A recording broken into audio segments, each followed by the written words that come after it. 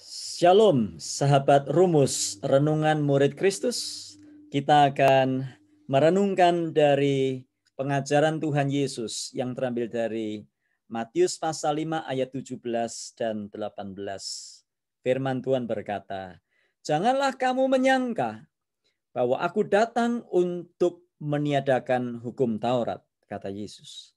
"Atau kitab para nabi, aku datang bukan untuk meniadakannya, melainkan untuk menggenapinya. Karena aku berkata kepadamu, sesungguhnya selama belum lenyap langit dan bumi ini, satu iota atau satu titik pun tidak akan ditiadakan dari hukum Taurat sebelum semuanya terjadi." Nah, waktu kita membaca bagian ini, jangan pernah lupa akan konteks.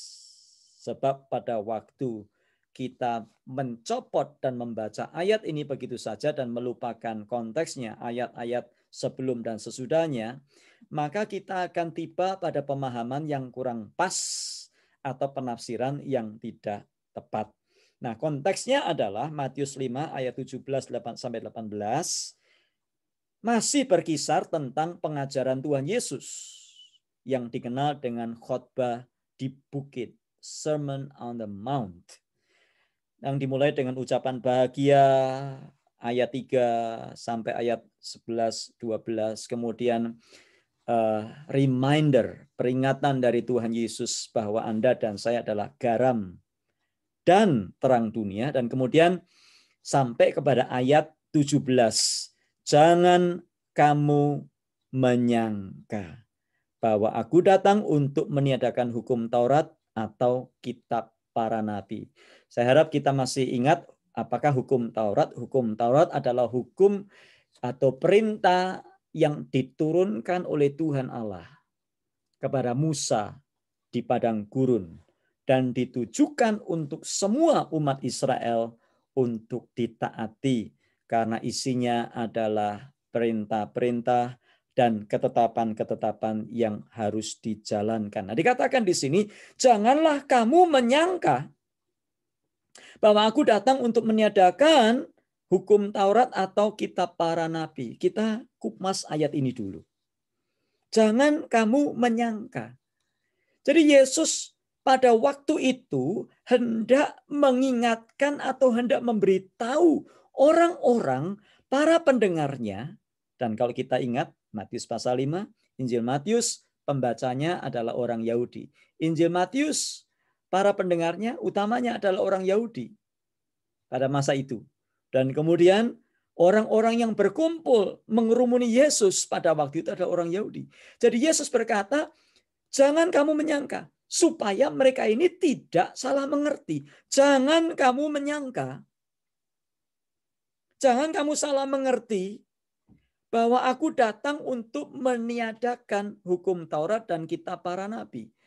Kata yang dipakai meniadakan adalah kata luo. Kata luo artinya adalah menghancurkan. Kata luo artinya adalah meniadakan, to destroy bahasa Inggrisnya.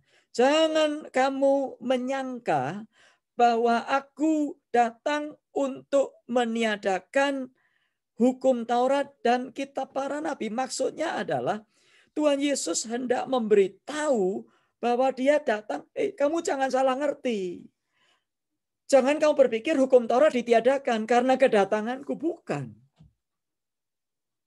Nah, kata yang dipakai nomisete itu adalah kata mengira, menyangka. Kata yang sama dipakai berkali-kali di dalam Alkitab. Salah satunya dalam Kisah Rasul pasal 8 pada waktu itu adalah pada Injil sampai ke Samaria.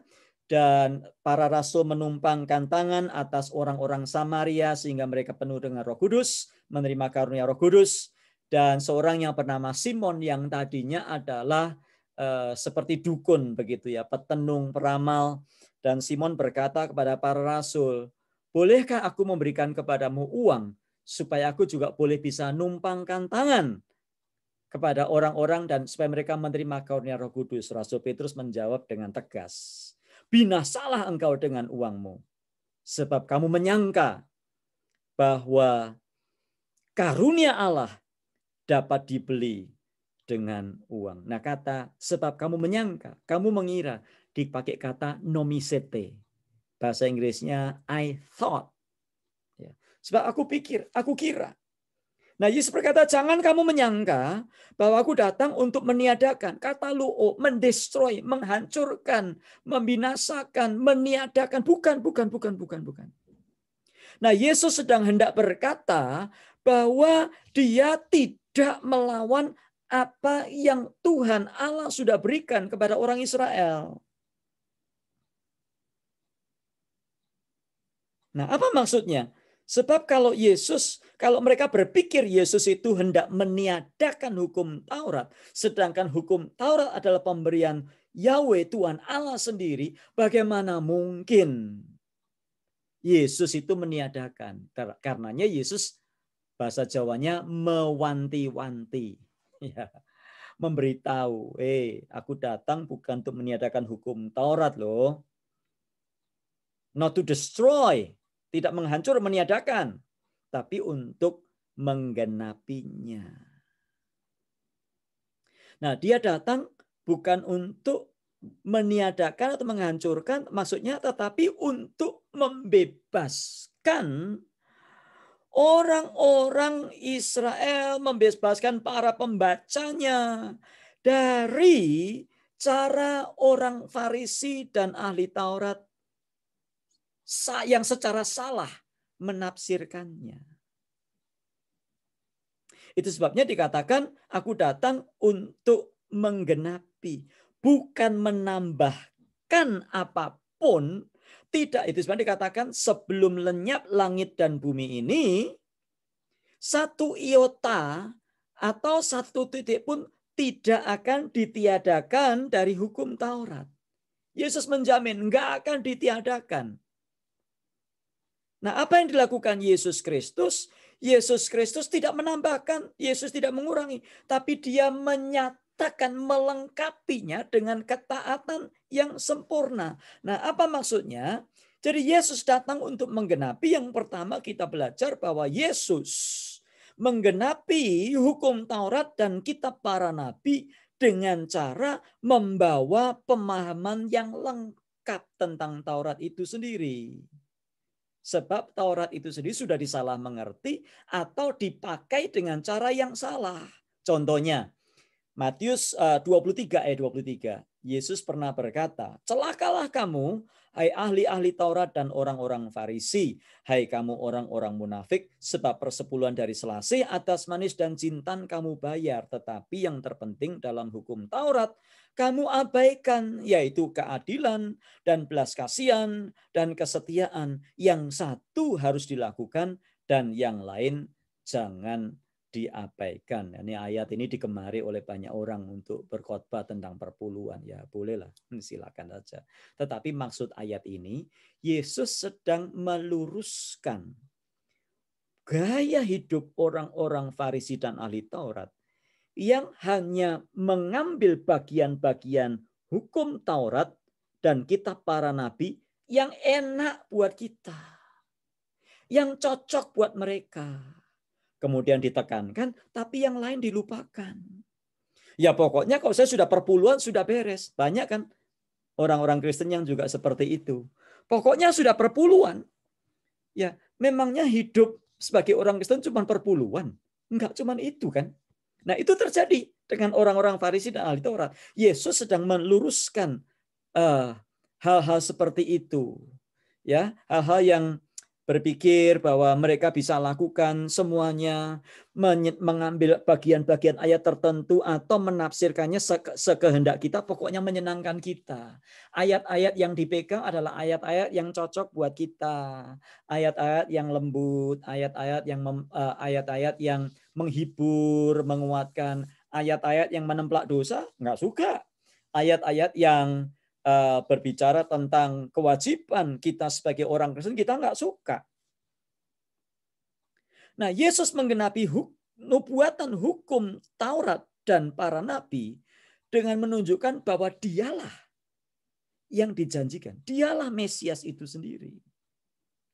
Itu sebabnya salah satunya Yesaya 61 berkata, Roh Tuhan ada padaku. Ini nubuatan Yesaya ya, Yesaya 61.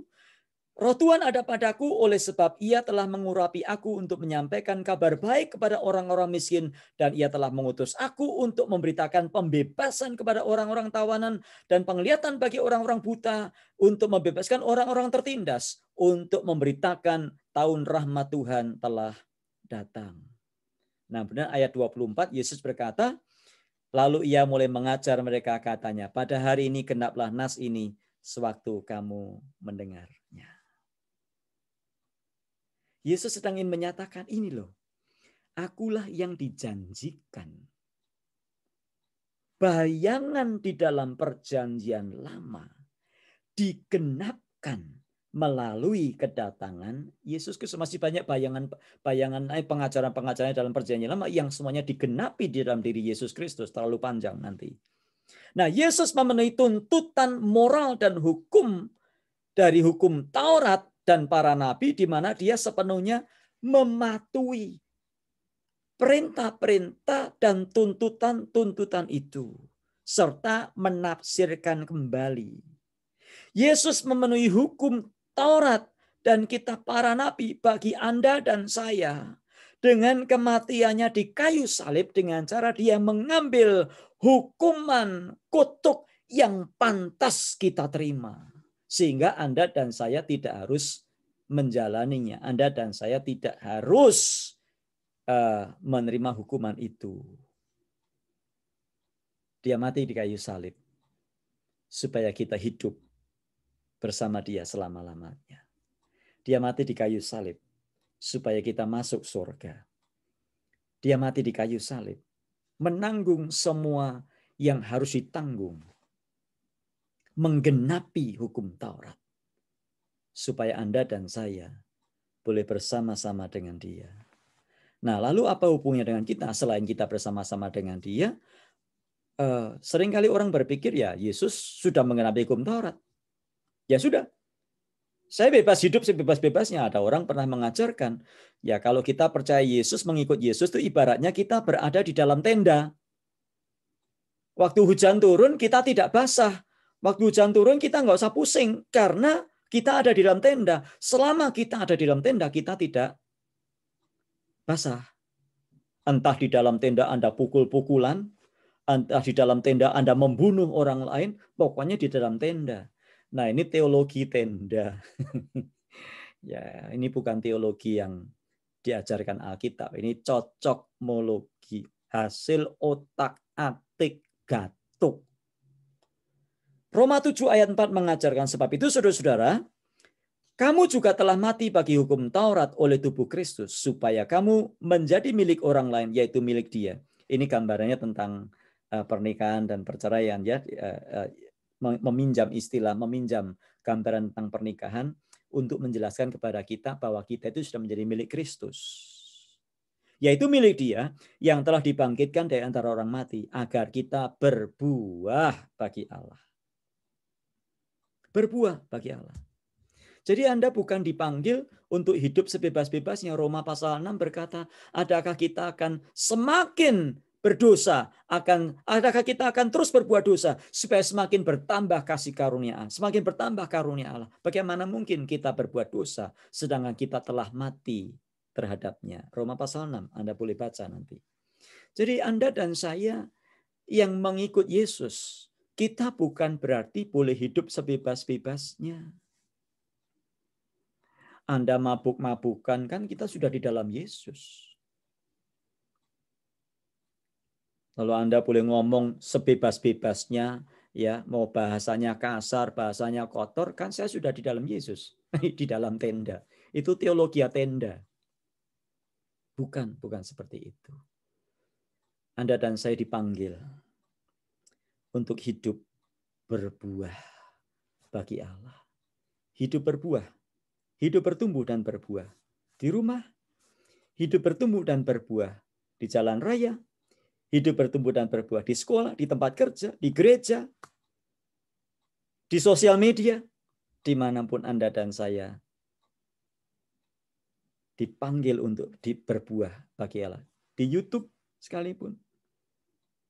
Gunakan kata-kata yang pas, kata-kata yang baik di YouTube. Jangan karena kita ini sudah dimerdekakan oleh darah Kristus, lalu kita boleh semena-mena menggunakan kata apapun di dalam YouTube untuk menunjukkan ketidaksetujuan kita. Maaf kata, saya minta maaf kalau Anda mendengar orang-orang di YouTube yang saling menjelekkan satu dengan yang lainnya dengan kata-kata yang tidak pantas. Goblok lah, bodoh lah, yang apalah. Itu bukan kata-kata yang pantas. Bertumbuh dan berbuah dimanapun kita berada. Itu pesan firman Tuhan kepada kita yang sudah dimerdekakan oleh darah Kristus. Mari kita berdoa. Tuhan, terima kasih untuk firman-Mu. Jangan kami salah sangka bahwa Yesus datang untuk meniadakan hukum Taurat. Tapi juga jangan kami salah sangka bahwa kami boleh melakukan apa saja. Ajari kami Tuhan untuk hidup menurut firman Tuhan, mengikuti apa yang Yesus sudah lakukan. Hidup serupa dengan Kristus, menjadi muridnya, bertumbuh dan berbuah lebat. Dalam hal inilah Engkau dimuliakan. Dalam Tuhan Yesus kami berdoa. Amin. Tuhan memberkati kita sekalian. Sampai jumpa di tayangan yang lain.